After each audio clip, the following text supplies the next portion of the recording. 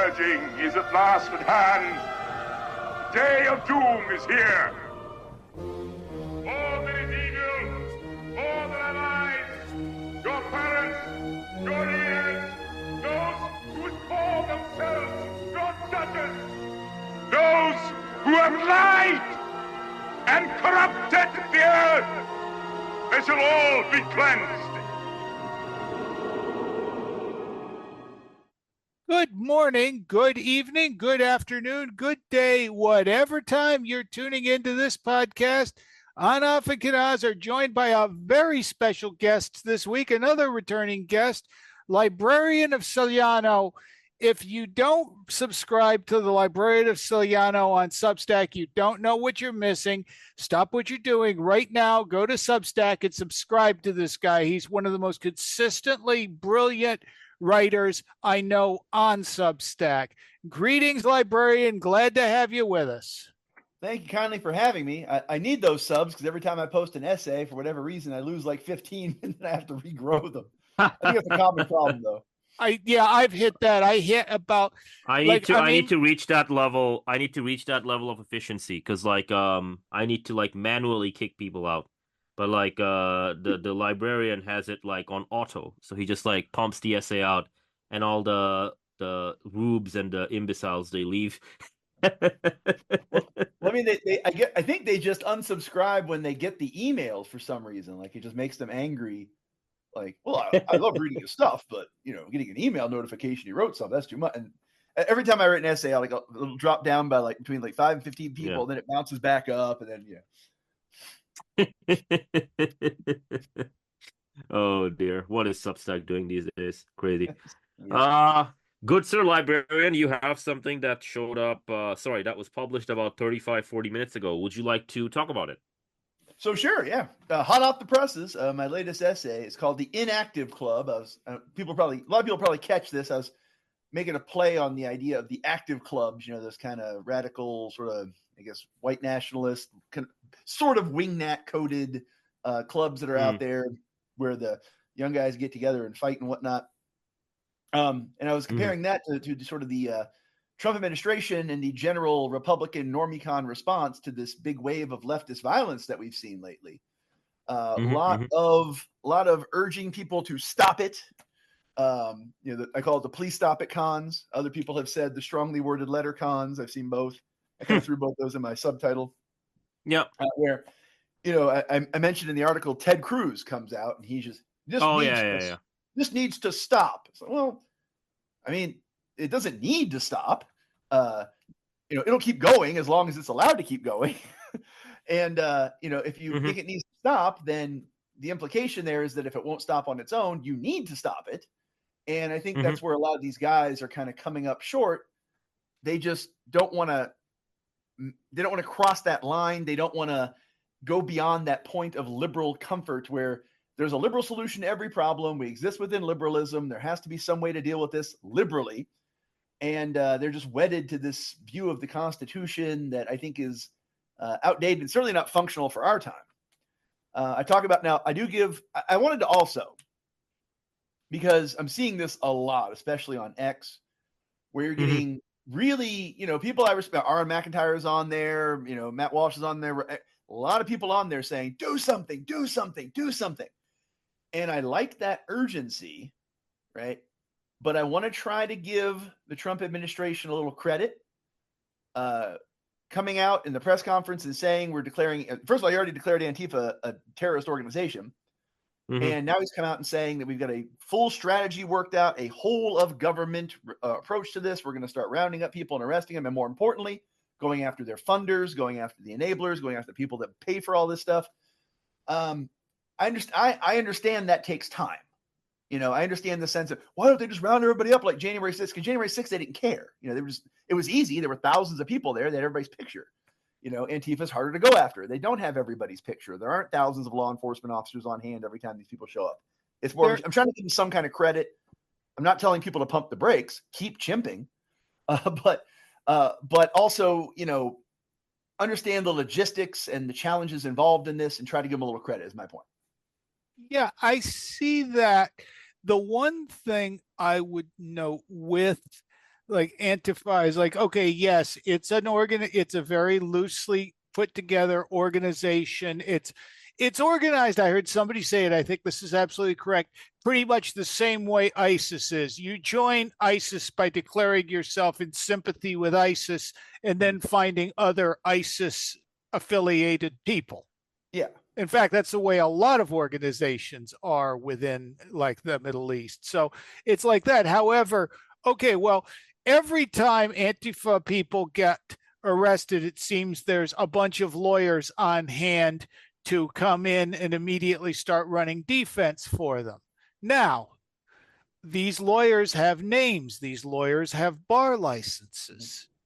These lawyers can start getting put under the scrutiny, and you will find something to arrest them for.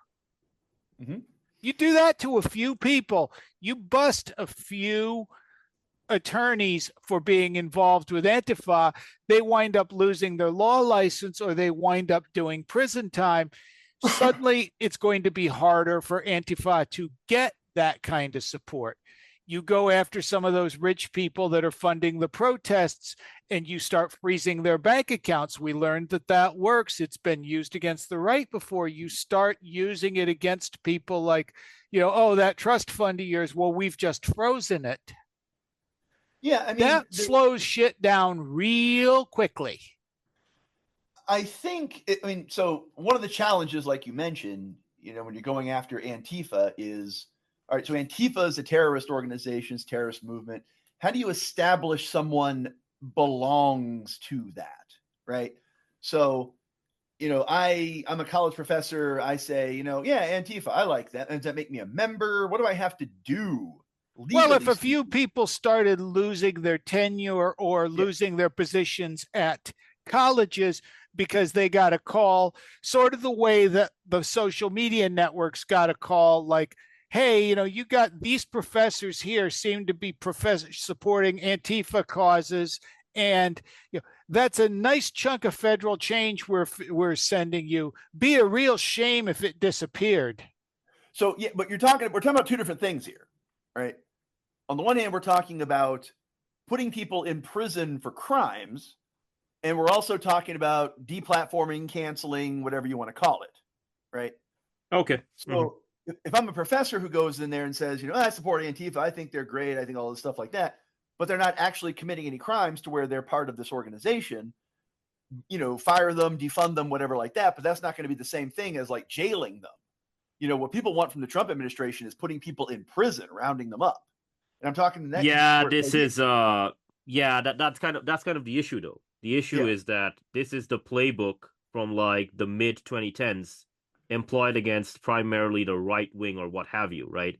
Yeah. Except now it's like, well, go after them in this fashion. I mean, okay, bro, we kind of know the ending to that story. I mean, if you want to try that, go ahead, be my guest. I mean, I don't think Trump's going to do it. I have my own reasons for thinking why Trump's not going to do it, but like it's not going to be like, I mean, some of these guys, let me actually read some of their comments. I have them bookmarked. Okay, this is Torba, Andrew Torba. Okay. Mm-hmm. 2 weeks have passed since Charlie's killing, and the Republican response has been the same as always. Strongly worded tweets, fiery speeches, and commemorative coins. A grift for a grieving public. Meanwhile, our enemies, emboldened by the lack of any response, plot more attacks on our people. We need action yesterday. And then there's a couple of these other guys. Cernovich. Okay, so let's see. Jack Posobiec, 3 hours ago. There is an ICE facility currently under siege outside Chicago. As we are told, Antifa groups don't exist. And then Cernovich says, if we don't see action here, then the left will receive the message that it's open season on ICE and Trump. I mean, he's not entirely wrong. I just think, well, in a situation like the left was going to do something anyways. Yeah. In a situation like that, okay, you've got these people out here like besieging the facility. What happens when when a National Guard squadron shows up, rounds them up, puts them in there, and well, we're not affiliated with Antifa. Well, you're wearing black bloc clothes. You're sitting there. I'll guarantee you at least a few of those black bloc clothes have an Antifa patch on them. We're busting you under the Terrorist Act. Yeah, and that's what I mean. So they have to develop specific criteria, because otherwise they're going to arrest. It's going to be even worse. They arrest all these people. They're going to say, we're not Antifa. We don't meet whatever standards Antifa, we have to meet to be an Antifa. We don't qualify based on these characteristics. And then Trump administration, yes, you are Antifa. And then you end up with some judge who says, well, we can't prove they're Antifa because there's no legal statute. Out you go. And then it's even worse because now they get off. Now they're heroes, whatever like that. I think the Trump administration, I understand. And what you said about Jack Posobiec and Cernovich, there's a million of those. Matt Walsh is saying the same thing. Michael Knowles saying the same thing. I think Glenn Beck is saying the same thing. I mean, everybody's saying this. All the normie-cons are saying the same thing. And I get that. I like that sense of urgency. But I'm saying I think, logistically speaking, legally speaking, Trump needs to, really create a airtight structure here for how we're going to identify these people and how we're going to put them in jail. Now, I go further. I don't, I'm not liberal at all. I'm having a liberal approach to this sort of thing. To me, putting people in jail is important, but it's by no means the comprehensive solution to this problem. We need to start treating people who hold these communist ideologies as essentially being threats to society, as people who advocate ideas that have led to the mass murder of 100 million people in the 20th century. You can't argue for decades that this guy's a Nazi, he needs to be deplatformed, he needs to be taken out. You can't argue that and at the same time walk around waving a red flag with a hammer and sickle saying, I should be allowed to advocate these beliefs. These beliefs are out. Those beliefs are horrible. People advocating them need to go. They need to be run out of public life. People intending to implement these, people who are attempting to have some kind of communist revolution, who are engaging in sedition against the government to overthrow it, to initiate a communist revolution, that kind of thing, they need to be treated like terrorists and put in prison like terrorists. People who, people who are, and there's laws on the books. I made a kind of a slight joke in my essay talking about the people at Jacobin magazine who were lamenting all these anti-communist laws that are still on the books in all these states from like the 50s and stuff. Use them. You're part of an organization advocating the violent overthrow of the United States government. Put them in jail. Lock them up. And let them sit there for a few years and let it go through the courts. And hopefully by then, Donald Trump has picked 3 more Supreme Court justices, and we won't have to worry about that problem. Prison capacity. Well, that's the thing, though. Like, prison capacity peaked in 2009, right? 2009 was the peak year. I think the prison capacity then was like 1.62 million. Now it's like 1.3, 1.4, right? So even if he, let's say we wave the magic wand and, I don't know, tomorrow he's got the 2-page document in perfect English, which says this is the category and, you got to arrest these specific people, right? There's not that many prisons to house all these people, right? When the alligator Alcatraz thing we're talking about. You get a few quite a few. people. You get about 5. The prison system could handle another 500 people easily. If those 500 people all happen to be people that are very important within Antifa, you've just really broken the back of Antifa. You don't have to put every idiot that's got an Antifa patch on or every idiot that's occasionally gone out on a black bloc. All you got to do is find a few hundred leaders, and all of a sudden being an Antifa leader is a real problem. It's not like, there's maybe like 5,000 of these. I don't have exact numbers. I'm not the FBI or whatever, but there's maybe 5,000 of these people in the country, actual legit Antifa, nutcases. There's definitely, I don't know what you could just build another prison or send them to El Salvador. Either way, or Gitmo, aren't they? They got space there. I don't think it's that big of an issue. Yeah, well, that's the thing though. It's like, but because this sounds very familiar to me, like, in the mid to early 2000s, I think a similar sales pitch was made for Al-Qaeda and a couple of these other guys, right? And they're like, well, if we just get the leaders, this will work out, right? What ended up happening was that the leaders were converting people into prisons, right? And then they're like, okay, well, we got to move them to Gitmo. And then the Gitmo stuff happened, and that was a big mess. And then 2009, the crash, et cetera, et cetera. So it's not that simple. It's like, okay, well, let's say there's 5,000 people for argument's sake, and all of them get arrested. There would just be a new group, right? It's not like Antifa by itself is the only group. There's multiple groups, right? Like all these people. Okay. Bill, yeah, go ahead. The difference between Al Qaeda and Antifa is that Al Qaeda had some element of organic mass support. Sure. Al Qaeda moved around in an environment where the people they moved among were largely sympathetic to them or supporting them actively. That was the flaw of the Bush administration. The Bush administration said these guys are perverting Islam. They're not really. People in the Islamic world thought they were real Islam.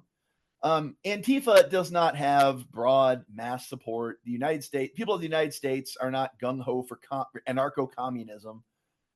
They exist in a few places, funded by a few people, where they're allowed to run rampant and do these things. They are hothouse flowers, as we've seen when they go outside of these places, these blue cities, these blue jurisdictions, or if they're in red states, they're in Austin or something. When they go outside of that, I mean, they don't. They're helpless. You know, there's nothing they don't do anything. Yeah, take a look at what happened with Stop Cop City in Atlanta.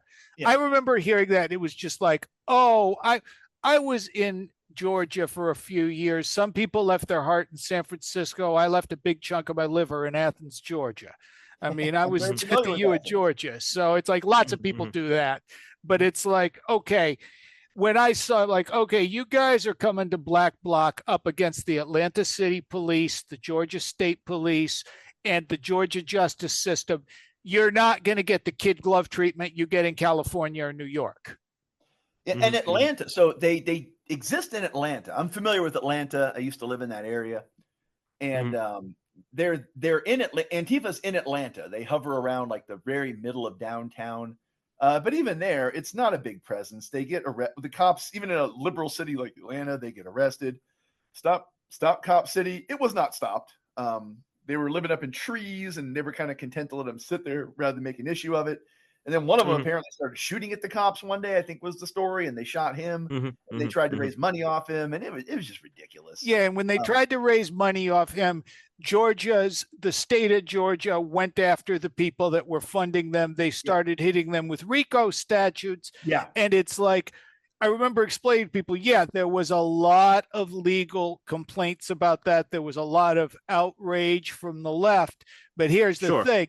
You can sit in jail for years while that works through the court system. If you get convicted in a Georgia state court, I used to work for an attorney in Georgia. It has to go to the appeals process. I think something like 1 out of 10 appeals succeeds. Yeah. If it doesn't succeed, you can go to the Supreme Court. And if the Supreme Court doesn't take your case, and I think the Supreme Court takes a small percentage of all the cases that are sent its way, you could sit in jail for years. Sit in prison. And let me give you a hint. If you're in prison in Georgia and you got a communist tattoo, there's lots of guys in that prison with swastika tattoos. It's not a good place to be a communist. And I mean, that's what it was like. You don't have to kill the organization. You don't even have to like cut off the head. You have to make it so that there are real consequences for joining it. Yeah, that cuts the membership down precipitously. Yeah, this isn't a group that, again, has widespread popular appeal. There's people that fund them because they like this, kind of like I mentioned another essay, that the decadent aristocrats who gave Jean-Jacques Rousseau money to tell them how evil they were and how they needed to be overthrown in a revolution. You know, when a decadent elite likes that friction, they like being associated with these radical movements that would, if they ever got in power, would kill them. Because again, they're degenerates, and that's how they don't have any sense of loyalty to the society that gave them what they have. That's really what you get with Antifa, all these rich people funding them and stuff. If Antifa ever actually succeeded in its ostensive goals, they'd be in a prison camp somewhere. But they don't really think they're going to win. They think it's just all big play acting. Yeah, I mean, So with I the quickly funding, just checked the go ahead. numbers. Yeah, so I just quickly checked the numbers. The low end estimate is 5,000. The high end estimate is 20,000. So, if we're gonna be like conservative, we can say 5 to 10,000 people, Yeah, right? that's what I Which you figured. could probably, yeah, which you could probably absorb in the, prison system if we're talking about that number, right? But Right. like it's not really going to be, well, you get rid of this organization and then they'll come up with some other label for like, okay, well, here's this new thing that you can call yourself and put on a bunch of black masks and whatever, cover your face and break shit, right? Yeah. Antifa is simply a symptom, right? It's simply a symptom. Like the wider disease is that the civic religion of America, which again, the post World War II liberal religion, I mean, people don't really believe in liberalism. They kind of believe in Zionism, but even those guys are mostly boomers and evangelicals, right? But Mhm. those things are fading away, right?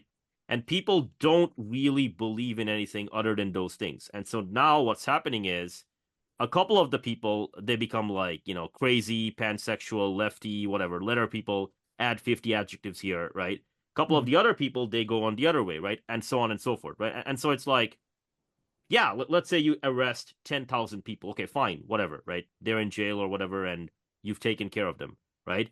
But the Mhm. fundamental rot has not been addressed, which is that people are going to run around wearing, I don't know, bunny masks or whatever, and randomly shooting people, right? And Yeah. doing other kinds of stuff, right? And so that's the thing. It's like, even if you succeeded in this, right? Which, again, I think Trump's not even going to pursue this. I think like what he did was he just declared it to like give the base some red meat, and now maybe he'll have something different for breakfast and he'll focus on something else. But like, I don't think they're even going to seriously pursue it. But even if you did, right, it would simply address one symptom, right? Maybe one Mhm. symptom, maybe two symptoms, and then the wider root cause still remains. So yeah, but I don't think that's necessarily. I don't think the two can't happen. If you Mm-hmm. get shot, right? You go to Mm-hmm. go to the hospital, and the first thing they do is patch up the bullet hole, Oh yeah, and oh yeah, then oh yeah, oh yeah. after that, they figure out more things that are wrong with you, and they solve all your other health problems. Right? The Mm-hmm, mm-hmm, priority mm-hmm. is the acute injury. The Oh priority yeah, is yeah, the yeah, yeah. immediate. That's And correct. so yeah, that you're entirely right. Getting rid of Antifa does not solve all the problems. It's not like a movie where you kill the villain and the credits roll and that's it, problem solved. Yeah, yeah, yeah, yeah. You are correct. There is this kind of spirit, and I talk about this all the time, right? My the essay I wrote before this one, Mm-hmm, mm-hmm, mm-hmm. fall into Jesus, he never leaves. It deals with it's all about fundamentally this is a spiritual problem, Mm-hmm, and mm-hmm, mm-hmm. there are signs positive and negative about where we're going. I never doom. I always think about the positive stuff first. Fair Positively, enough, fair enough. I mean, negatively speaking, it's obvious. The negatives are in front of you all the time, where you're Mm-hmm, mm-hmm. seeing the blue-haired degeneracy, you're seeing the trans whatever people and the girls. I Yeah, posted a yeah, yeah. picture of some guy with a skullet saying he's a woman in the girls' bathroom. You got all that, right? It's obvious. We all see it. Yeah, yeah, sure, sure, sure, But sure. what we overlook, because so many of us on the right, we're in these online spaces, we're talking to each other about these abstract ideas and big picture stuff. I go down the street to my little small town, they had a festival for the town the day before I went to the event that I talked about in that essay. And I'm there, and you just see family after family after family, and all the local little Protestant churches are represented, and everybody's got kids, and the kids are just running around, and no one's worried about crime or anything like that. It's like there's places like this everywhere, and they're not perfect. There's drugs in this community, there's crime in this community, but it's a place Mm-hmm, where mm-hmm. people can be genuinely happy and pursue the kind of life that they're meant to live, the kind of Mm-hmm, life that mm-hmm. classical and it's there. When I look at Mm-hmm, spiritual mm-hmm. sense, you're right. That civic religion is dying out. What's replacing Yeah, it? that's right. Nihilism, That's right? right. Nihilism for some, sure, right? But also, you look at the ascent of like traditional religion in American public life. The Mm-hmm, vice mm-hmm. president is a doctrinaire Catholic who is close to prominent integralist thinkers. He's close to Patrick Deneen, he's close to Adrian Vermeule in terms of, and I don't want to like these guys to speak for themselves. I'm just using that term Yeah, yeah, yeah, integralistic. sure. People who are very traditionalist who want to apply Roman Mm-hmm. Catholic law into American public law to kind of integrate them in that sense.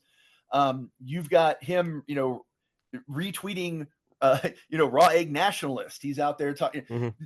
These are people who Mm-hmm. they understand that there's a gap in American life, but they're replacing it with Mm-hmm. things that are good. pre-liberal things. You look at the rise of Eastern Orthodoxy in America, stuff like that. From my perspective, in the South, it is booming. People joke orthodoxy, it's just everywhere. So I'm seeing positive signs. I'm seeing a lot of stuff that is heartening to me. Which is why, I understand the impulse. A lot of people, I understand the anger. The anger is justified. Get Antifa, round them up, imprison them, suffocate. Stuff like that.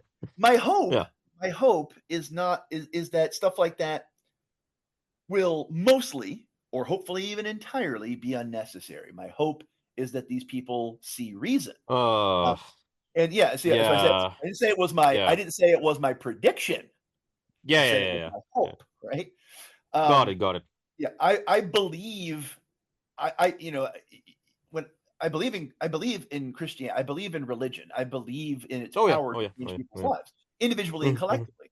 And if you believe that, then you have to believe it's possible. And it has happened in the past where you have a society that's just in chaos. I believe in Islam they call it jahiliyyah. Is that the phrase? The time of ignorance. Yeah. So and sort of that sort of idea, and then what happens, right? People hear a mess. Some people have to die, martyrs, but then you get a society where people look to the better things. Sure.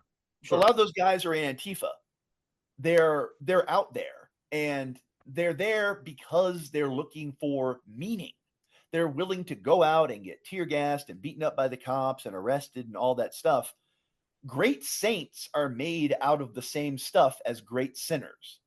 The problem most of us have is that we're milquetoast, that we're moderate, that we're weak, that we're just kind of in the middling along, making our way, but the worst and the best are made out of the same stuff. And so I'm hoping that some of these people, maybe some of you will read my essay, although I've seen some comments already from some lefties. What about January 6th? What about all the police that were killed? Like, what? These people, yeah. Well, that's the thing, actually. Now, you bring up January 6th. The thing is, right, America is fundamentally a divided country, right? Yeah. The civic religion, the commonality is that the civic religion is gone. I think that's established. I mean, yeah, you can find a bunch of evangelicals and boomers, whatever. They want to believe that stuff, whatever, right? The civic religion is gone. And then you've got multiple currents vying for other things, right? You've got the left and the right, right? Now, from the left's point of view, oh my gosh, January 6th, tyranny, and, whatever, he tried to seize, power in the country, blah, blah, blah.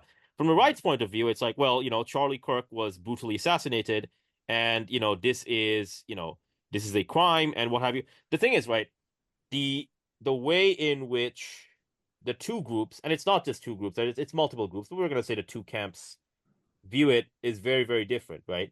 And you can't convince everyone, right? Yeah. That's just like, law of large numbers, you can't convince everyone, right?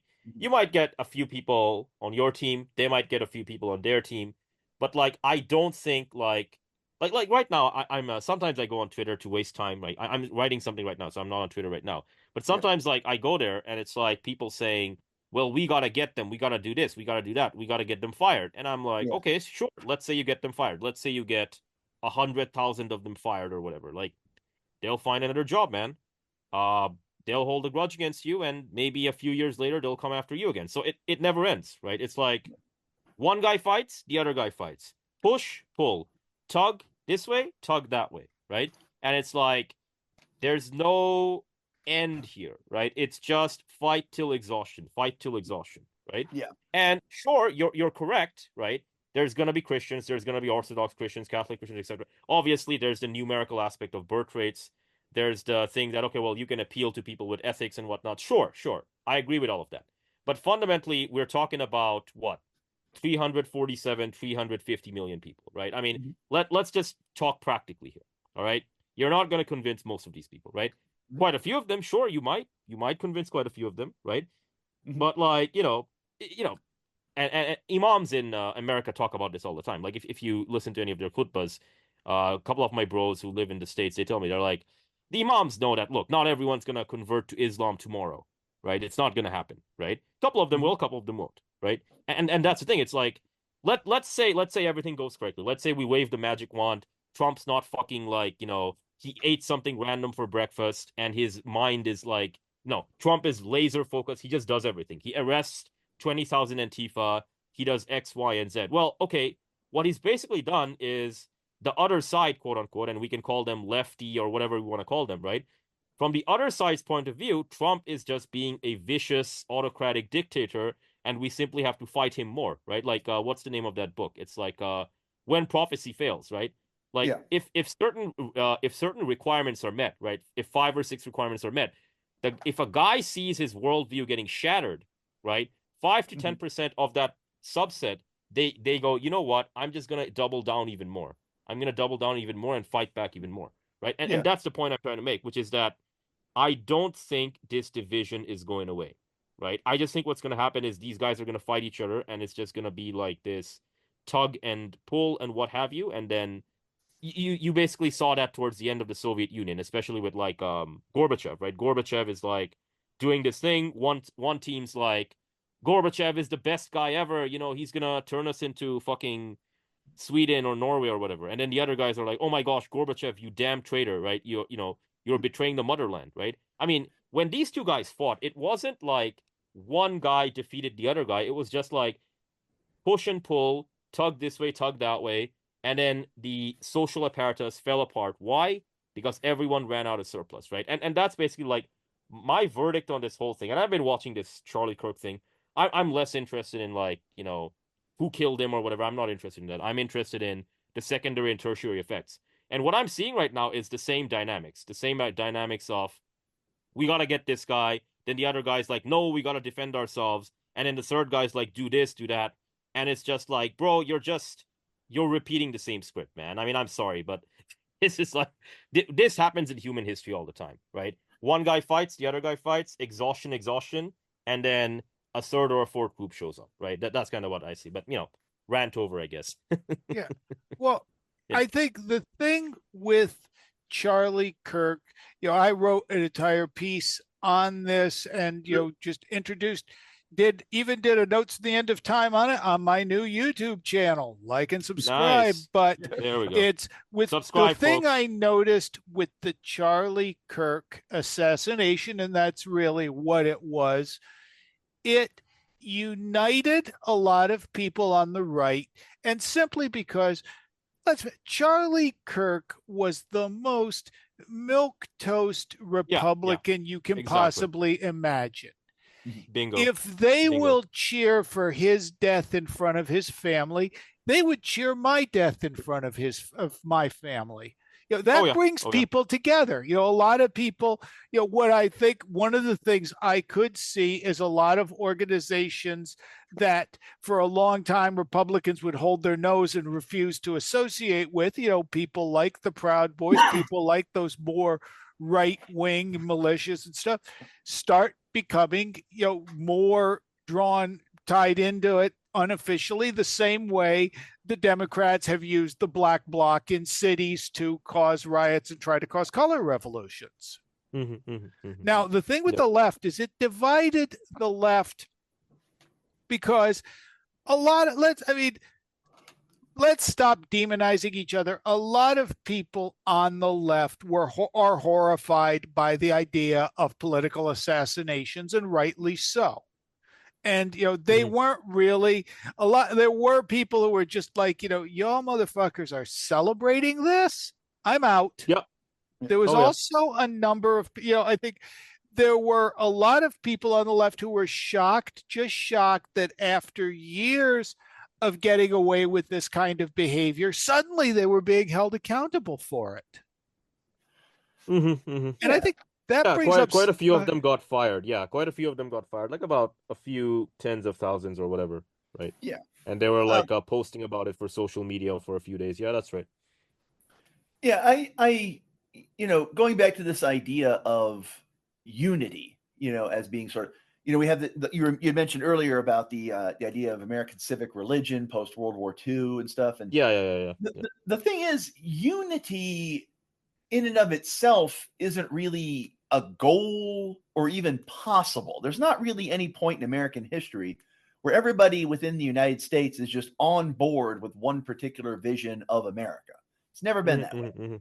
Leading up to the Civil War, you had some American nationalists and stuff like that, but you had two very different ideas of what America was going to be.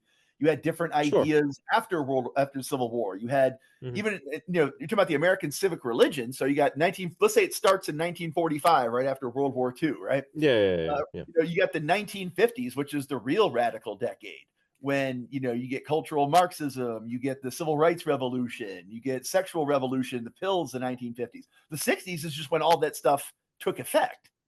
So you're talking about within 15 years of that religion being established, there's already a significant portion of the population that wants nothing to do with it.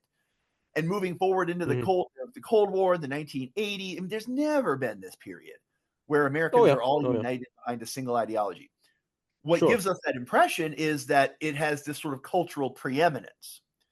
The best that the right can hope for is this kind of normative right vision for society, kind of like liberalism is hegemonic today, where even if you disagree with it, you're still arguing within its terms. We need people in Antifa to be saying things like, "That's not our friend," or something like that. Where they're using our vocabulary, that kind of, they can still hate us, right? But we become the norm. We're the normative guidepost for society.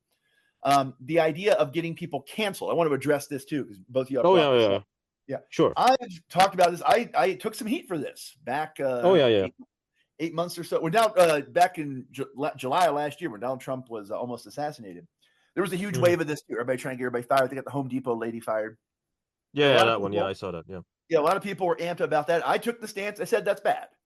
I said, first of all, it's wrong. This lady works at Home Depot. She's not an ideologue. She's just repeating something she saw online because she thought people would put likes on it and make her somehow popular. This isn't somebody you should be going after. She's just a normie. It's also counterproductive because it's not going to accomplish anything. She can't fire anybody. She has no status in society. And then, two, at the end of the day, it's like it's ineffective. It just makes you like them. You're like part of an idiot mob going after people online. Now, that said, I put a qualifier in there, and I say it here too.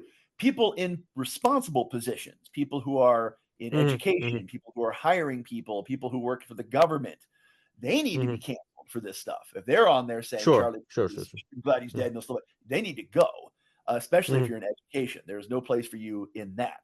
And I don't like the idea of internet campaigns. I'm someone who believes in a divine hierarchy. God puts people in charge, and it's their job to execute his justice or their closest approximation on earth. Therefore, it shouldn't be just internet mobs of people going after randos and trying to get them fired, because it might not even be true. You could literally Photoshop anybody's face and anybody's name on any sentiment. Exactly. So somebody can find my real identity, put my picture on. I hate Charlie Kirk. I hope he's dead, and then I'm fired. And I never even said that. Yeah, they can even make an AI voice, the AI voice. I mean, if they're if they have some skill, they could literally take your voice, good sir, find your real name and your actual face, and make it move. They can do that. And I actually saw this, and I still don't know how it got resolved. There was this one lady. She was in charge of some kind of health department at a college, like student health or something. And she was a kind of robust lady, kind of festively plump. And everybody was making fun of her, like, "How is she in charge of health? She's fat, blah, blah." And then somebody else reposted it and said, "This is AI. This is fake. You guys are going after a person that doesn't even exist." And so half the internet is trying to get this lady fired. And the other half is arguing she's not even a real person.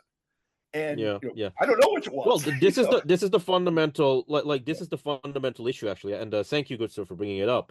Yeah. But all the internet tough guys who are talking about civil war and all this other bullshit, right? They need to understand what it is they're talking about, right? And before we get there, right? You were talking about normatives. Let's talk about that. In order for something to be a normative framework, there is no way to do so without kinetics, right? Yeah. Why did the liberal civic religion exist? Well, again, it's because America triumphed in World War I and World War II, right? And whether we like to admit it or not, large parts of the world looked towards America or the Soviet Union for guidance with regard to, okay, what should the civic and the political order be, right? And that's the thing. It's when I hear, and to be fair, it's not just right-wing people, it's also left-wing and the center people and whatever, and they're like, well, enough, our thing should be the normative thing. It should not be liberalism. And I always ask them the same thing. I'm like, Fair enough, bro. All right, let's say you're correct. I mean, are you willing to fight a brutal, bloody conflict to establish that in a kinetic fashion, right? And they're like, what are you talking about, man? We can just do it by dialogue and convincing people. I'm like, no, man, that's not how it works, right? That's not how it works, right? You gotta fight. And this is the thing. It's like, you've got a bunch of these online people, right? And initially it was on the left. They're like, yeah, let's go after the right people. And then the right are like, no, we got to do things to the left that have never been done before. And I'm like shaking my head and going, you guys do realize what you're talking about, right? Like, civil war is not like a one-sided thing. It's not like I just show up with my merry band of boys. We got all the 50 cal or whatever. We just mow them down, like whatever. That's not how this works, man. What's going to happen is you go after his guy, right? And then he uses power tools to torture your family on the other side of the country and sends you pictures of them, right? And then it keeps on going and spiraling from there, right? Like the Romans and the Greeks, when they were talking about the citizenry fighting amongst themselves, right? They were very, very clear about what this was, right? This is not like something to be glorified. This is not something you should speak proudly about. This is not something you should want, right? You should never want this for yourself, right? And if you want this, right, and it's like you are pursuing this, man, I mean, I'm sorry, but the nihilism and all this other stuff, like, you're not gonna make it. I mean, now in fairness, I think most of these internet tough guys, they're just like, they're going to emigrate as soon as the first grenade is lobbed or whatever, right? And the reason we know this is because we have evidence for this. Like during the Swedish riots 2021, like a lot of these guys, they were making claims about like, Sweden is about to finally kick out the Muslim invader or whatever, like all the usual bullshit. And then I think it was like a Somali brother. I think it was like 16 or 17 years old. I actually spoke with one of his relatives when I hopped by Sweden a few years ago, but like he just lobbed a single grenade. Just a single grenade, right? Like about 100 feet away or whatever. It just detonated. Nobody was hurt, by the way. Maybe like eardrum rupture or whatever, right? And as people just ran, man. And that's the thing. It's like, don't claim to be something that you're not, especially in situations where there's like actual tragedy, actual political assassination. Like the man got his neck cut off, right? And he bled out in front of his family. That's like the worst outcome, man. Like you should not you should not want these things, right? You should not pursue these things. You should not want these things. You should not be going on fucking online and like telling people, yeah, man, let's start, let's prepare for the Boogaloo or Civil War or whatever the fuck. That's just fucking like, it's disgusting, man. I'm sorry. But like, it's fucking disgusting. It's gross and what have you. And if you even studied a little bit of history and you understood what it is you're saying, right, you would stop then and there, right? So there you go. I think there's a distinction. I will say, I think there's a distinction to be made between the wanters and the predictors. Now, there's some overlap, right? Some people both want and predictors. That's right. Yeah. But there's plenty of people who are saying, yeah, we need a civil war, get rid of this group. And there's other people who are saying, I don't think this is good, but I think it's inevitable, right? And there's a case to be made. I don't make this case. I don't think it's inevitable, not at this point. It could be in the future. I don't think it's inevitable right now. But there's a case you could make for that where you're not saying, civil war, we need to clean these people out and stuff like that. That's terrible. Violence is horrible. War is a falling away from, of course, what God wants for us. Certainly. Now, that idea, though, that something can only become normative through kinetic, there's different kinds of kinetic action. I mean, certainly. You look at how the Middle East was Islamized by the sword, right? The guys went through, they conquered, they established their rule, and gradually over time people converted. But then you go over to Indonesia, one of the largest Islamic countries on earth. You don't have that. It became normatively Islamic peacefully over many decades. Yes, by merchants, correct. By merchants, yes. So it can. We could have a right-wing civil war and take over and install our beliefs, or by virtue of the fact that we have children, we govern responsibly, we live normal, happy, productive lives, and other people don't. Eventually, you'll attract a critical mass of people who want those things for themselves, and then gradually your ideas become normative, much like the people in Indonesia looked around and they say, wow, what we're doing isn't as good as what these guys coming in is doing. Let's do that. Yeah, Indonesia is interesting. Bangladesh is more of a hybrid case. Like in Bangladesh, you had the Khiljis, who are like these Turkic generals and what have you. And the story goes that he and 12 of his bros just did like a random surprise attack, and the Hindu king was like having a bath or something, and he was like so taken aback and like, holy shit, are we getting attacked? Right? But it was actually like 12 guys on horses attacking. Anyhow, long story short, it's a very funny story, but like they take over and it's like, okay, well, this entire place worships like goddesses and like whatever, snakes and whatever. What can we do? Well, we can kind of do one step at a time, one step at a time. And that's basically what Bangladesh is. Bangladesh was not even like, you know, the Bengal region, Bengali Muslims. Well, how did we convert? Well, we converted because you had the wandering Sufi saints and mystics converting one individual at a time, one household at a time, and so on and so on and so forth, right? But like, that and the Indonesian example, I don't think is applicable to the modern world simply because like most of these guys, when they have an idea of, well, we are going to be normative, right? They are speaking about it in the materialistic sense. They're not talking about like, okay, well, I'm going to walk around barefoot and try to show people, hey, here's how you should live and what have you, right? Like, that's not what people are doing. Like, what people are doing is I'm going to use facts and logic or whatever to like beat you down in this like internet drama bullshit and get you to my side. And if I can't do that, hey man, I guess it's violence. But the funny thing is, right? All these internet tough guys, they always want someone else to do the violence for them, right? They're not going to do it themselves. They're just like, okay, well, oh, authorities or oh this or oh that, please show up, please do this for us or whatever. I'm like, okay, man, but like, you don't have any agency then. Like, you want to be normative, right? You don't want to do the whatchamacallit. You don't want to do the peaceful path. Okay, fair enough. And you're not even gonna pick up the sword. Then you're on team nothing ever happens, bro. I think that's what is doxing ultimately, other than exactly. I'm providing the information in the hopes that somebody else has the guts please to do cops something show to up this or whatever person. the fuck. Yeah, exactly.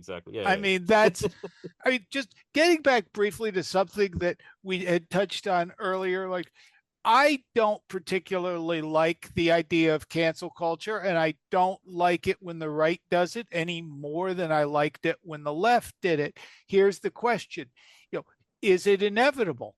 I mean, we let that genie out of the bottle. I'm not sure when we get it back, how we get it back in.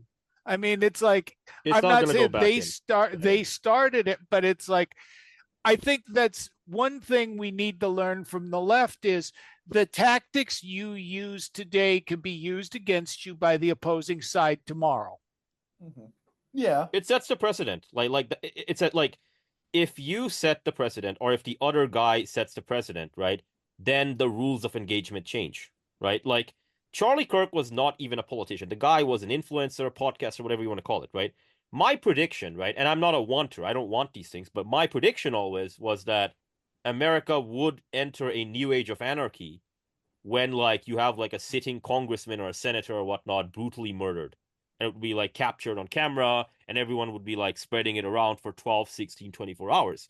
I had no idea that it would happen to, like, a podcaster or an influencer, man. Like, when that happened, I was telling one of my bros, I'm like, I sorely underestimated the deep animus that people have in America towards, quote-unquote, the other team, right? Well, especially when I saw that. And it's like, the rules have changed, man, because, like, a guy bled to death on camera in front of his wife and kids. People were spreading it around. They were making memes of it within the first 1 to 2 hours. All this shit's happening. And it's like, okay, there's no talk about turning the temperature down. There's all this other stuff happening. Like, people genuinely want it, man. I mean, they don't, you can call them left, you can call them nihilist, whatever term you want to use it. But there is a chunk in the country who genuinely want to, pursue kinetics. Maybe they're pursuing it only for chaos's sake. Maybe they're pursuing it for some new normativity. Maybe whatever, right? But they do want it, right? Some men just want to watch the world burn. Oh, yeah. And at this point, like, when people like Cernovich and these guys, they're saying, well, it's going to be open season. I don't think they're being alarmist, man. I don't think Cernovich and these guys, and again, I disagree with them on a lot of things, but I think that they are actually correct. They're correct about these things. Yeah, and they're correct. And on that point, this is the point I'm making in my latest essay. I appeal to the authorities. I appeal to Donald Trump to do something, because under my way of thinking, Donald Trump has been given power by God. He's the authority. As it says in Romans, the prince beareth not the sword in vain, but to execute wrath upon the wrongdoers. That's not like his option. That is his positive duty. That is what he's responsibility. Supposed to do. Yeah, he is supposed to dispense justice. Here you have people crying out for justice. I think he's taking some steps to that. I think he's going to be more active in it than perhaps you guys do, but I think he's going to do that. Now, if he doesn't, that doesn't mean justice isn't, going to happen. It just means, like in the first quote I put in there, justice is just going to revert to the people who are going to then act on their own behalf. So I appeal to authority in the hopes of avoiding something worse. Because exactly. Correct. Everybody's on. Somebody needs to do something. Somebody will do something. Somebody's going to come out. Of course. I am absolutely not hoping this happens. I am saying this might happen. It takes one. It'll eventually happen. It'll eventually happen. Somebody's going to show up on one of these Antifa things and just open up on them. Just open up on them, and then there's going to be huge pressure for Trump to crack down. That guy's going to have his defenders.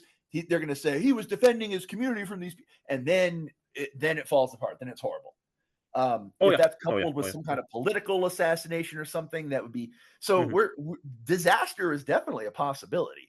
Oh, absolutely. My essay is about ways we can avoid that. I don't want that. Yeah. I don't want bloodshed. I don't want to fight people and argue. It's terrible. Yeah, exactly. Yeah, lots of people think they want attitude. civil war. Very few people have really thought about what they're going to get. Yeah. I'll talk about my part of the world. I'll talk about my part of the world a bit. So before partition, right? Yeah. Everyone had a very, very rosy idea of what was going to happen. Oh, yeah, bro, we got the Muslim state, Pakistan. Hooray, look at us. Yeah. Hooray, yay for us, right? And then it's like, oh, the damn Hindus, man. Like, they're just a bunch of, like, cow worshippers. Like, we can take them on a fight. We're, like, the martial, strong Islamic people. They're just a bunch of, like, whatever. And, one of us can take 10 of them. All the shitty talking points you hear nowadays, right? You have a bunch of these, like, writers, like Rabindranath Tagore, and a couple of these other guys writing in other languages. They're warning people that, hey, you don't want this. You don't want this. You do not want this. Red light, red light, red light. No one's listening. They're all, like, euphoric, right? Partition happens. It's absolutely miserable. I think the exact number for about the opening weeks and months up until, like, I'm going to say the first Kashmir War or what have you, it's about 12 to 20 million people displaced, right? Immigrants, refugees, whatever. Mm-hmm. You don't want to be a refugee, man. It's one of the worst experiences you can have on the planet. That's the lower end estimate is 2 million. I don't believe that number.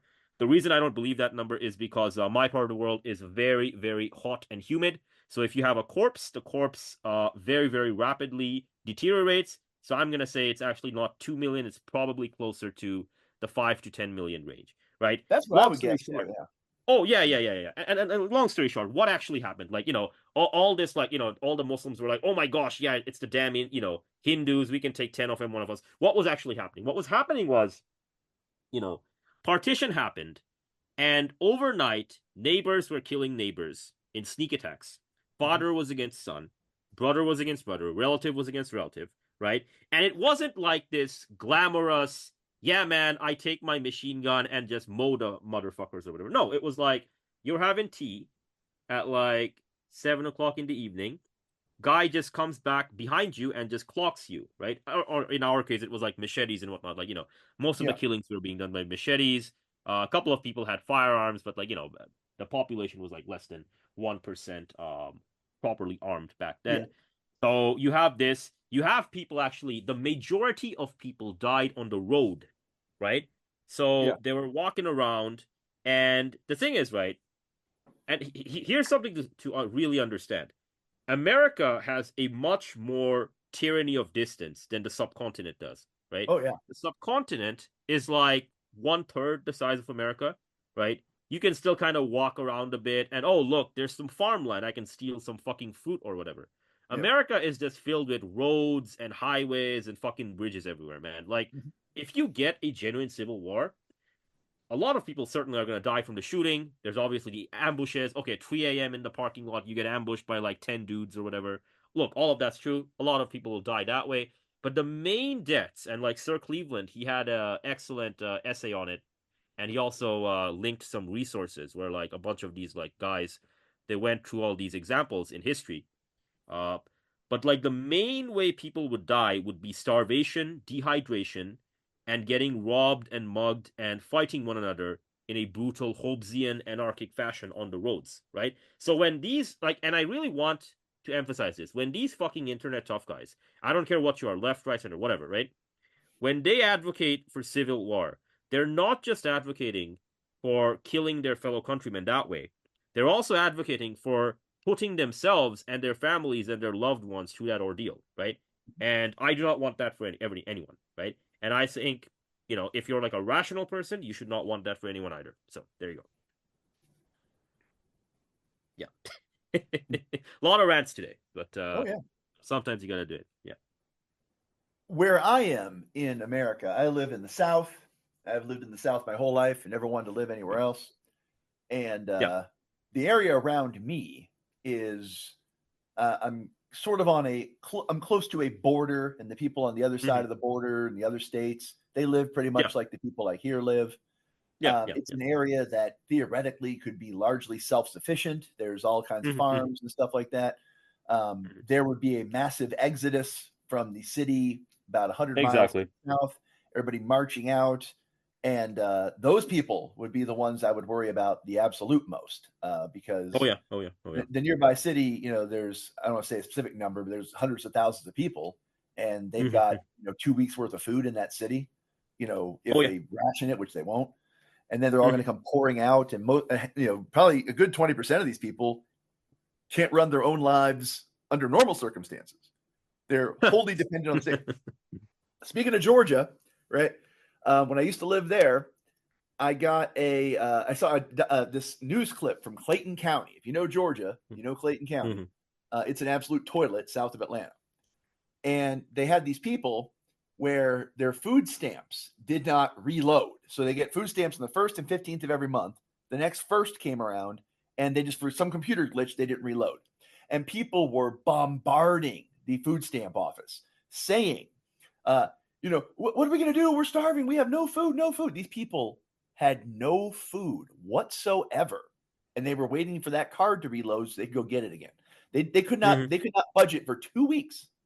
All of them had fake hair, fake fingernails, you know, makeup, but they would starve to death if the government did not reload their car. That's correct. Yeah.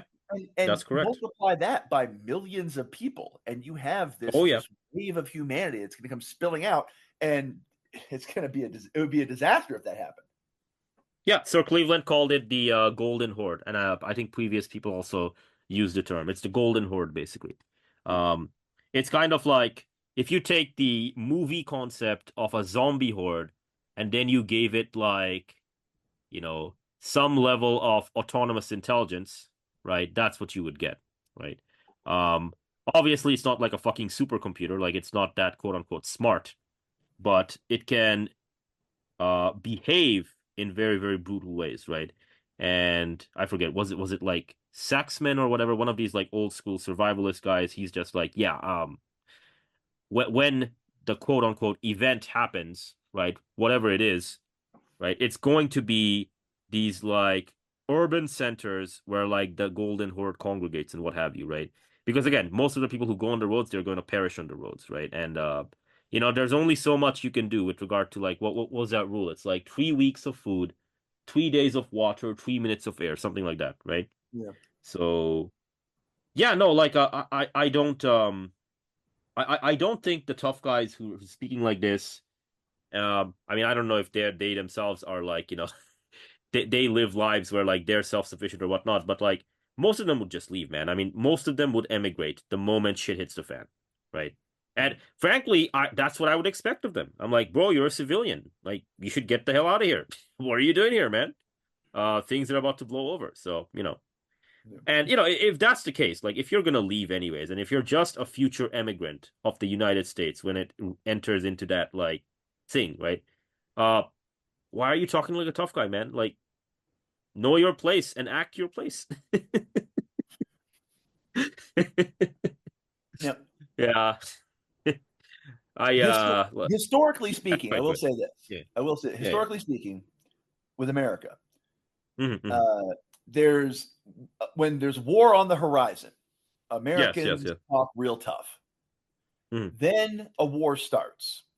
Yeah. And the people that talk the toughest end up with absolute inept leadership, no discipline, and all kinds of bad things happen to them at the start. Then that's right. Gradually, here's the flip side of that, though.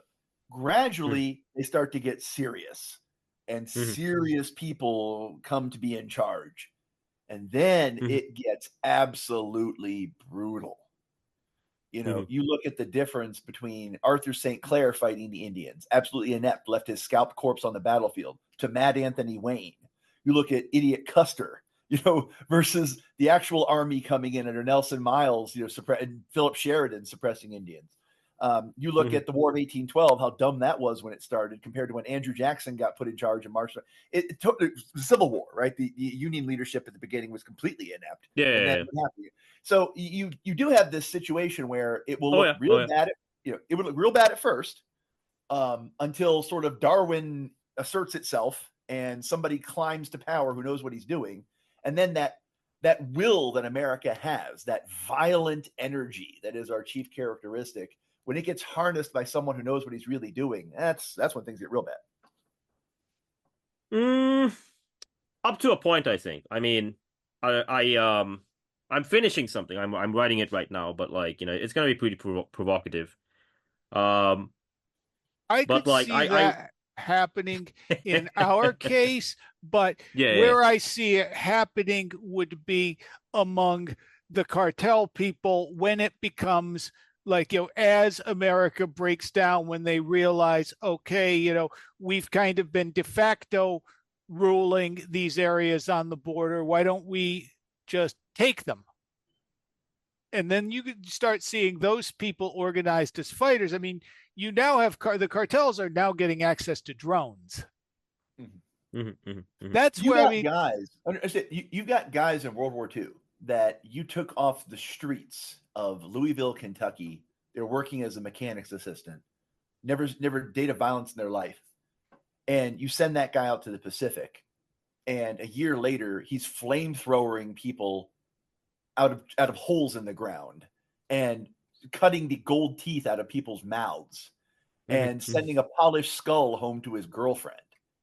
There is a enormous wellspring of violence in the American experience that, I mean, Russia kind of has it. Russia's got it. Germany used to have it. Few other people on earth have that. And we still do. Now, of course, recent military experience, obviously, kind of gainsays that a little bit. But in those situations, those were imperial wars, kind of fought for managerial political interest. They weren't core American concerns. When America is being fought over, that's when we're attacked. That's when the existential anger comes out. And I think that's when you see that character emerge. When the Saxon began to hate. Well, the Saxons cooked. Yeah. I mean, in England, I don't know what's happening with England. Those guys, they just like beer and soccer too much, I guess. I don't know. I don't think it's that difficult, actually. I don't think it's beer and soccer. I think it's just like basic aging demographics. Like it's just like if you go there and it's like, okay, well, let's take all of the white British people. Okay, let's do some statistics. What's the mean age?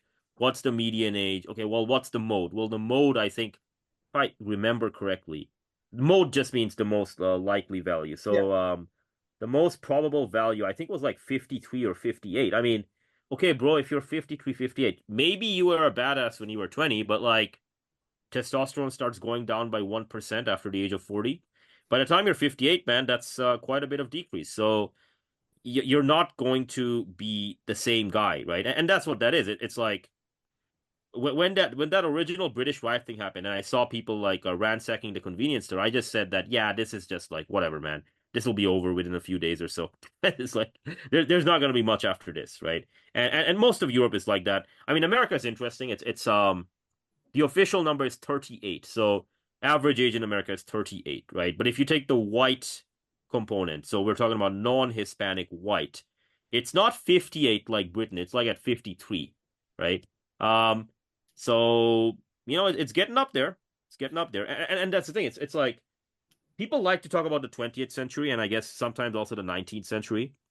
They're like, well, enough, look, America started off World War I, World War II. They kind of mucked around for a while, but then the enormous industry and the production and all of this was activated and all the other cool stuff happened. I'm like, yeah, sure, bro, that's wonderful, right? But here's the thing. The 20th century started with 1.7 billion people and it ended with 6.1 billion people, right? You're not going to get the same multiplier of 3 in the 21st century, right?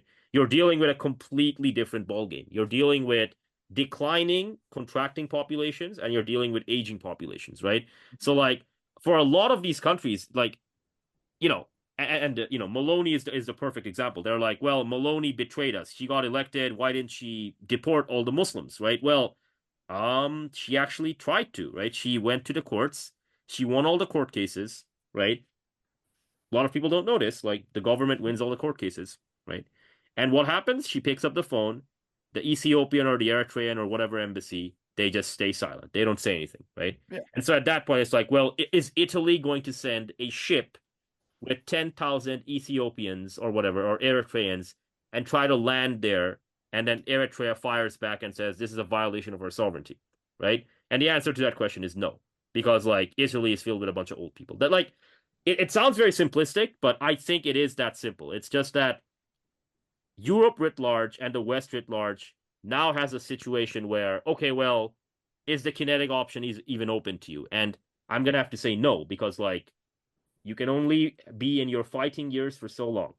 And when you're past that age, you can't be in your fighting age, basically. You're looking at it in terms of, like, proportions and stuff. But the very large populations that the West has is historically kind of an aberration. In absolute numbers, there are more young Western white men in America now than there were during World War II days. That's correct. You could fill a World War II army with young men with America's current population.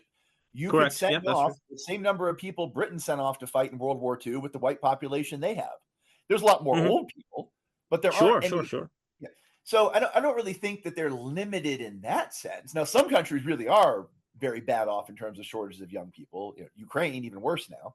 Oh, by absolute numbers, you can certainly fill it up. I'm not denying that. By absolute numbers, you're absolutely correct. But, like, okay, but these guys don't have anything to look forward. Like, they don't believe in the civics that the West, like, okay, hey, bros, you got to fight for liberalism, right? And we're sending you to the fucking sandbox. I mean, they tried that experiment. It doesn't work, right? Like, that's the thing. It's like, okay, they don't have the values to fight for. And then it's like, well, enough, don't worry. We'll teach them, like, this other thing. It's going to be this post-liberal thing, maybe religion, maybe.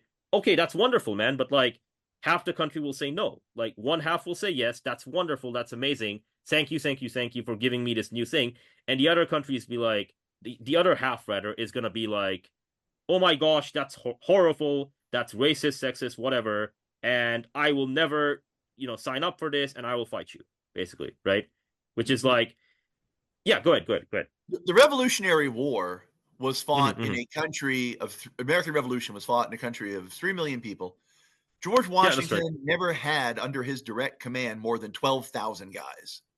And what 2/3 of the country was either indifferent to the war or actively supporting the British. They were loyal. Oh, that's correct. Yeah, that's true. Yeah. And yet, here we are in the United States of America. Christians were 10% perhaps of the Roman population in the 4th century, when the 4th century dawned, when their religion was made illegal. By the end of that century, they're the dominant force in the entire society. Numbers, a lot of people, I think, really put a lot of emphasis on numbers and demographics and things like that. And they can be important, but I do not think they tell the whole story. Things can change. Oh, they don't. And yeah. So when I look at the West, what I see is a civilization that is in a lot of ways dying, but the parts of it that are dying are the branches that were never fruitful to begin with. You know, you see the West sprouting all these different branches. You get the liberalism branch, the branches that are not good are rotting off the tree. They're not sure. And what's going to be left behind is something that's stronger for having all that stuff pruned off it. You know, I understand that things look bad in a lot of places, but it's gonna somebody somewhere along the way is going to have an idea, and the idea is going to spread, and the system's going to try to shut it down like they did every other good idea. But at some point, they're not going to be able to. Something's going to go wrong. There's going to be a moment like you had with the fall. You know the Berlin Wall fell? You ever heard that story? Go ahead. So somebody had a bureaucratic goof. They sent word out to way more people than they should have that they were allowed to cross over the wall. They were going to let them go to West Germany. They hadn't meant to send invitations out to this many people or permission, but they did. And then thousands of people showed up at the wall waiting to walk across. And then they told them, oh, well, it was a mistake. You can't go. Well, they wouldn't leave. And they tried to go across anyway. And the guards had they had to make a choice. We can either shoot these people for going across the wall, these thousands of people, or we can let them go across. And they didn't shoot them. They opened the doors, let them go. And when they let them go, everybody else went. And then everybody came through from the other side. And then they tore it down. You know, that minute they take the finger off the trigger, that minute they stop sending the thought police to your house to check your phone, the minute they fail at that idea is going to spread, it's going to take over, and then you're going to see the real change. They're just like the old Soviet Union. They're just like the old regime. They have no real loyalty. They're just held in place by inertia. They're one economic crisis away from being swept away, not necessarily going to be replaced by something better. Something worse could certainly come about. Something different. But something different. Oh, it's gonna be something different, right? I mean, like, how many of these governments are in fucking, like, what? Like, the French finance minister said, you know, at the rate our country is going, we're gonna request an IMF bailout. The British have done, like, 4 rate cuts in the last 12 months, and the yield is still going up. Like, one of these governments is eventually gonna fall, right? But that's the thing. It's like, it's not gonna be a Berlin Wall moment, though. Like, okay, so Britain is bankrupt, and hey, IMF, we need this many trillions of pounds. I mean, the IMF has never, I think the highest thing they ever gave was, like, counted in the tens of billions of euros or whatever, right? Okay, so the British government falls, and then you just have anarchy and chaos. Because, like, what happens when a government goes broke? Well, people emigrate, number one. Number two, salaries are not paid, right? To anyone, not just the military people, but the civil servants or what have you, right? And at that point, sure, you know, you might have the one good idea or the 2 good ideas, but they'll be fighting against all these other guys, right? And there's no one in charge. It's just like, sorry, guys, we're broke. We ran out of money and what have you. And, like, there's going to be population decline, right? Like, I don't expect the infinity migration to go on forever because, like, you know, the welfare state model can only be sustained by this, like, cheap money printing and all these other things, right? Which is not going to last, right? But when it falls apart, it's not going to be, like, replaced by something better. It's just going to be like, well, Britain, population of 68 million. Oh, we're broke. Oh my gosh, you know, time to emigrate. Oh my gosh, you know, neighbors are shooting each other or, like, stabbing each other. I guess they don't have guns, so I guess they're stabbing each other. Well, they don't even have knives at this point. And then it's like, and then it's like they dropped down to, like, 40 million or whatever. And it's like, okay, so the story doesn't, what's the word I'm looking for? The story doesn't necessarily get better as it goes on and on and on, right? Sometimes it just ends, right?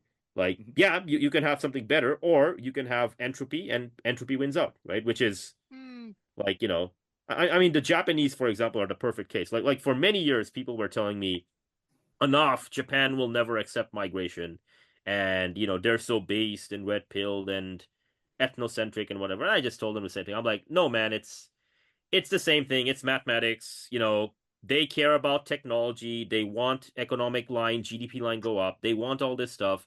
They'll eventually say yes to migration, which is what they're doing right now, right? Like, they're not calling it migration. They're saying, 500,000 Indian guest workers, and we'll make like these 4 municipalities, and it'll be like 4 mini African towns or whatever.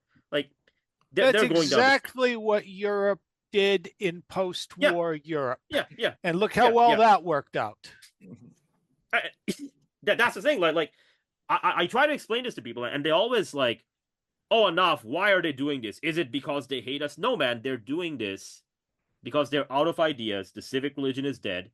There's a spiritual void. They have no idea what to fucking do, and they're like, you know what? Bet all the chips on green 00. Maybe we'll get something. And that's why they take, like, Canada has no idea what the fuck they're doing, man. Like, why do you think they're taking in all these migrants? Right? They're taking in all these migrants because they want the economy to somehow survive, and it's not going to. It's just desperation. It's like, yes, there are some evil people in there, and yeah, they believe in evil stuff, but most of these, like, fucking third-rate bureaucrats or whatever, right? The only thing they believe in is, oh my gosh, I'm going to be out of a job, or oh my gosh, this country's going to fall apart. What do we do? What do we do? What do we do? Oh, I know. Let's import this many more Nigerians or whatever, right? Well, it's a very tragic and funny thing to watch, but like that's what's happening. Yeah, sometimes I think you need the presence of something foreign to rediscover what's true about you.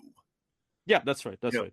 And I think that part of maybe I'm not a theodicy guy. I'm not a guy who's here's why God's doing this, but I suspect that something about this is you have a West that kind of lost its way under liberalism. Mm-hmm. And now, in the presence of all of these people who are profoundly not Western, it forces you to ask, well, who am I? I know I'm not these people. What makes me who I am? And so among the more thoughtful segments of society, once they just realize how bankrupt the liberalism is, they start retreating to the sources, the things that made them who they were in the first place. I mean, and so there's that, what is an American? Exactly. What makes you an American, right? If you ask somebody that in the 1950s, they wouldn't know what you were talking about. It was American. Now you have to define it. Now you have to think about it. And I don't think that's necessarily bad. I think it's good that we think about that. It's inevitable. It's going to happen because of heterogeneity will make people go, well, I am not X, I am not Y, what am I? That's just like normal human nature. Yeah. I think to some extent, I'm definitely not pro mass migration. I don't think that's a good thing. I think for anybody, for the migrants, for the Americans, for anybody, anybody, that's good. But I think a good, 2-3% of your population just being from somewhere else, it's kind of healthy because it brings in something new. You get to, again, contemplate who you are. You get to define yourself against these others. New ideas coming in, a little bit of new blood coming in. Historically speaking, that was kind of the norm in a lot of places. So I don't think that's bad necessarily. And I've written sympathetically about, the immigrant experience. My review of Big Trouble in Little China was basically this sort of, these guys, sort of one guy is an American, one guy kind of becomes, how can you become an American? What does that mean? But at the same time, living through this period of mass migration makes me think more about who I am, not just as an American, but as a Southerner.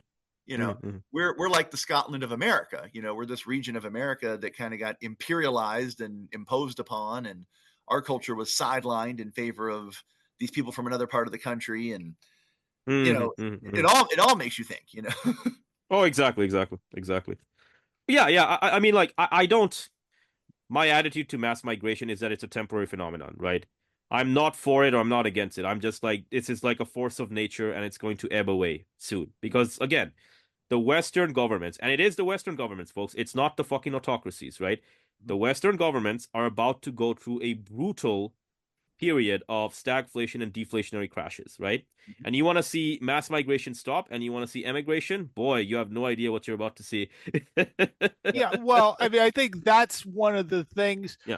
People come to the United States because there's more opportunity here than there is in Latin America. I'm just going to take the Latin and South American stuff right now for virtue of that. Those are the people who can walk across the border.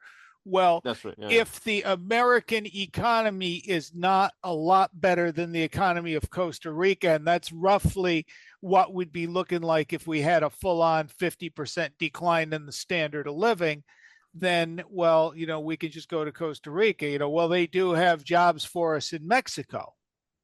I mean, a lot of people in Africa, it's like, okay, well, things are better in Nigeria than they were 10 years ago. There's more work available here. Maybe I can stay in Nigeria. I don't have to go to the United States because, things kind of suck over there and there's not a lot of reason to be there. Yeah. And I think that will cut a lot of stuff right there. The fact is, people come to the United States because the United States is prosperous. Once upon a time, people came to the United States because there was a lot of land and you could basically build yourself a house, set yourself up a garden, and live and be a free person. That's, we don't have a frontier anymore. But, and then it was like we could come here. The Ellis Island thing, what was the thing? The streets are paved with gold. You could literally come to Ellis Island, a poor immigrant, and your grandson could be a doctor or a lawyer. I mean, that was a level of social flexibility. There was a potential for bettering yourself that didn't exist in the old world. Yep, yeah. That's right. And there's a lot that's of economic problems. Sorry, go ahead. Oh, go ahead, good sir. Go ahead. There's a lot of economic problems on the way. I think there's also some, hopeful signs too. I mean, you're talking about a generation of people, the baby boomers, the biggest generation. They all own homes. They're all going to be departing this mortal coil, and with them, a huge amount of housing stock, a huge amount of wealth they have tied up is going to be just sort of liberated back into the system. Now, in what form it enters back into the system, whether it's through bartenders in the villages in Florida or home health care workers or whatever like that, but it's all going to filter back. So this dam holding back this huge, pile of savings and wealth and real estate and everything like that these guys have had is going to flow back in. I expect that with all the inflation and defaults and things like that, at the very least, real estate is going to be cheaper. Especially with fewer people. Real estate will 100% be cheaper. Stagflation, right? The thing with stagflation is, again, we need to go to definitions, right? Inflation, right? Inflation is excess money and not enough good and services, right? Deflation is the opposite, right? Deflation is not enough money chasing lots of goods and services, right? The default, what happens during default, right? Let's say a company goes under or a business goes broke or a dude loses his livelihood. Well, what that means is the credit lines and these other things, they evaporate, right? And in the modern economy, right, we have to admit this is true, right? Because this is what's happening. In the modern economy, most things are bought on credit, right? So what that means is when you go broke and you go bankrupt or what have you, that is contraction in money supply. Now, that's not the only thing that happens. People go broke, they commit suicide. People go broke, they become murderers, Nations go broke, they start wars, right? That's the thing. It's like, what's the name of that guy? Paul Schmelzing, Schmelzing, who looked at 700 years of economic, monetary, and socio-political history. Is every time there's a deflationary crash, it's always followed by multiple multiple regional and world wars, right? And what's fascinating in his findings is that even though you've got that, right, and even though you've got along with that, inflationary cycles and what have you, interest rates have been falling for the last 700 years, right? So in 2018, they went negative, right? The real rate of return on money is negative, right? Yeah. And it has been for at least 7 years. And, Keynes talked about this. He talked about the infinite liquidity trap. He talked about other stuff. Long story short, I don't want to nerd out here, but the ability of money to price things properly and the ability of money to okay, our money actually is worth something. Our money actually means something. That's now officially dead, right? And so now you see a situation where you have a bunch of young people and it's okay, well, my purchasing power is fucked. And it's only been 5 years since COVID and it dropped by I don't know, 30, 40, 50%. And you just ask them, well, why did it drop 30, 40, 50%? And then well, it's just fucking money printing. I didn't do anything different. I'm just sitting here and and so that's what's going to happen. It's going to affect everyone, right? And I mean, I'm seeing the movements in gold and silver. I think it's going to accelerate. I'm just waiting to see which country it is. Like, is it gonna be France or is it gonna be Britain? Because I think it's gonna be one of those two that fails first. It could even be Germany, right? It could be Germany. At which point, like, all these other guys go under, right? I think a lot of it depends on. I think a lot of it depends on what happens in Ukraine. Yes. Access to that cheap energy is going to be a big factor. If this goes on for 3-4 more years, I think that'll get the. Yeah. Like, I mean, we're seeing the fucking drones. Like, Sir Kenaz, how many drones have we seen so far? Like, second time, third time in a row, like Denmark has said drones. Basically, it's a daily thing at this point that drones are flying over Scandinavia. Did you watch? We're not going to invoke Article 4. In other words, what basically the way I described it was essentially Vladimir Putin is walking up to like NATO's desk while they're having coffee, dropping his pants, dipping his balls in their coffee, and then saying, "What are we going to do about it?" And NATO is looking up and saying, "Good sir, that is rude.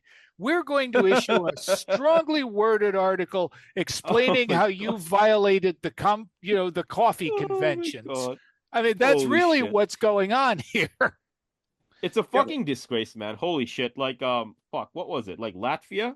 Latvia's like, Hungary, we're seeing a bunch of MiG-29s or whatever. Please help. And Hungary, like, sends in 2 jets. I did chase the thing off, but, like, it's a fucking disgrace, man. Like, this entire alliance system, right?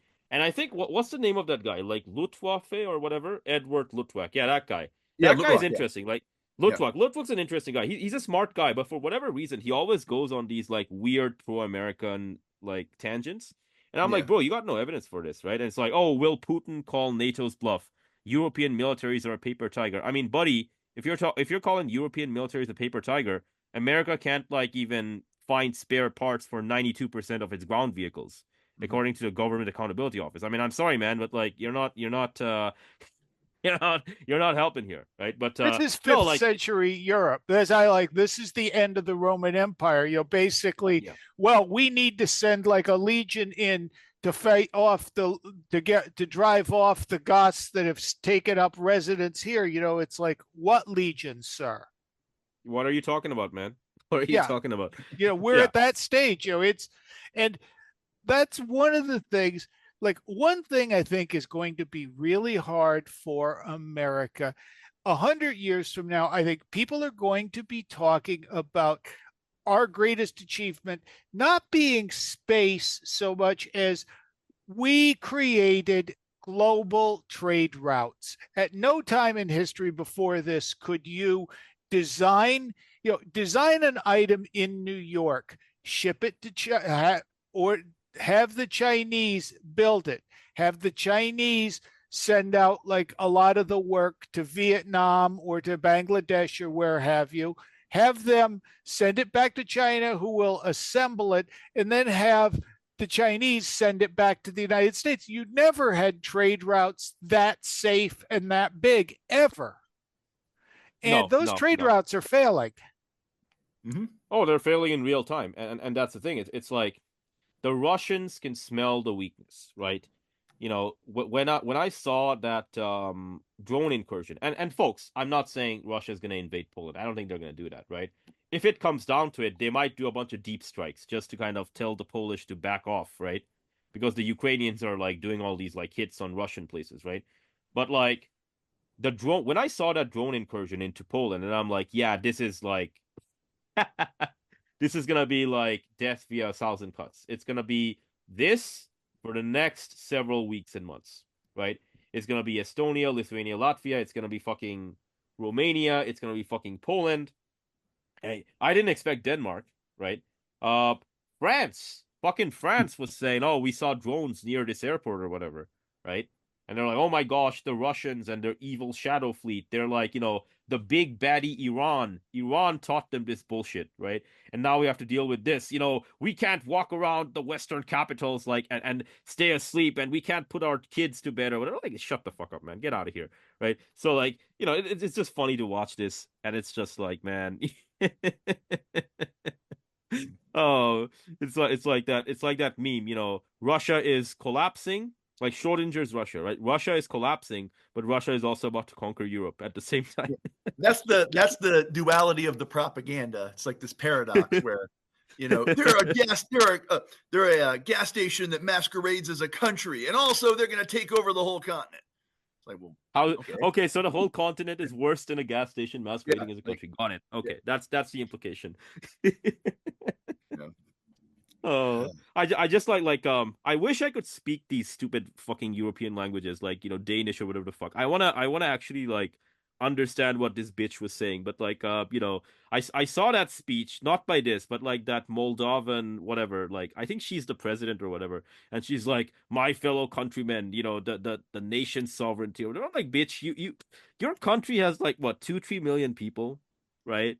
And you're like pretending to be something like if the Russians want to sodomize you, apologies for being graphic, but like if they want to do it, man, they can do it, right? Guys, I hate to interrupt. I gotta depart here in a few minutes. No worries. But like the point I was making was that it's just funny to watch. Like all these people, they're pretending that they are normative, that their order is normative, and the Russians are saying, no, man, it's not normative, and we're just going to use kinetics to make something new normative. So there you go. What are you going to do about it, as Sir Kenaz was saying? It was normal, and they're used to it being normal, but, normal changes. Yeah. Yeah, well, normal changes all the time. I think World War II has gone out, is essentially out of living memory at this point.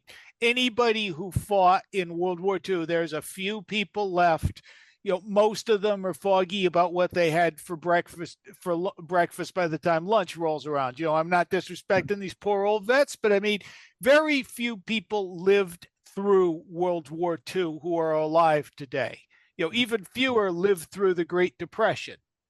Those things are out of living memory, and we're about to experience, there's a very good chance this ignites into a global war, which is something nobody, no acting general has ever fought in a global war.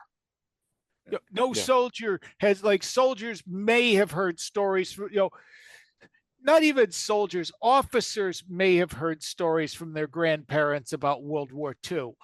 Chances are most of the soldiers today, if they heard stories at all, they heard about Vietnam or Iraq, which is not a global conflict. Mm-hmm.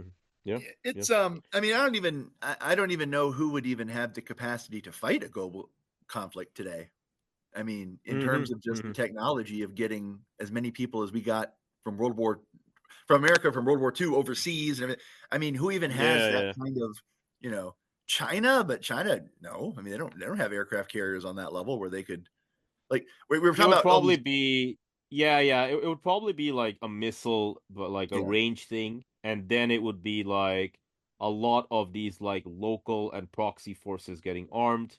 Yeah. And in terms of like actually transporting people, no, I mean, America no longer has sea lift to like even reach Taiwan anymore. Like that industrial capacity ended a while ago. I mean, the Russians never developed any of this stuff because, they're like, why the fuck would we want to reach like New York City or whatever, right? Like, and the Chinese are basically focused on it. Yeah. China and, a conflict with China, between China and America, would just be basically us being angry at each other from a distance and paying locals to harass the other side. There's not really any, they can't get to us and we can't get to them. And same thing with Russia. I mean, if it comes to a shooting war with China, it's going to be World War II, and we're going to be playing the Japanese. Basically, we couldn't even get there. For that, the missiles can reach. Like the troops are a different story, but the missiles can reach. Like the missiles have range. We've got missiles and they've got missiles, but at the same time, I mean, that's not going to be decisive. They're just going to drop missiles and blow stuff up, and we're going to blow their stuff up, and you're still just. The Israelis have learned that you can fire shit off from the air, but sooner or later you got to put boots on the ground, and they don't have enough boots to make a greater Israel. But I believe the good Sir Librarian has other things to attend to. There are other Eldritch horrors we to kept be considered. We kept him too occupied. Apologies for that. No. I really enjoy talking to you guys. I love being on podcasts, and you guys are a lot of fun. So I'm very happy. We definitely will schedule you again sometime soon. You're like one of my favorite guests here, and we love you, and have a good time doing whatever you're doing. And in the meantime, people, to all to all of you who are doubting us, all of you who are figuring, America is going to become a global sole superpower once again, and Ukraine is going to get all its borders back, and Europe is going to rise. Well, your soul is mine.